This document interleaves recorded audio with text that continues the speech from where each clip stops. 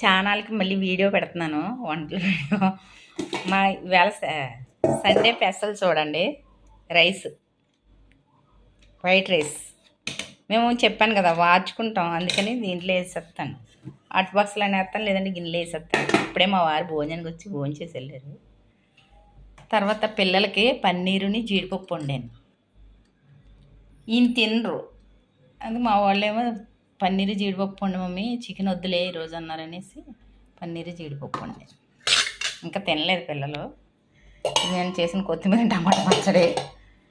ఇది మా వారికి వంకాయ కాదు, ములక్కాడని ఆకాకరకాయ కొద్దిగా జీడిపప్పు వేసి ఇగురు వండాను అనమాట.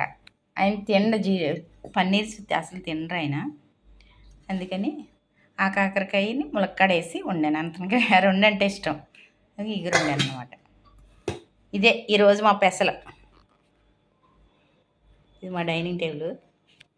కానీ అవి ఉన్నాయని ఏమనుకోకండి, మరి తప్పదు, అది దీంట్లో అక్కడక్కడ సర్దుకోవడం తప్పదు.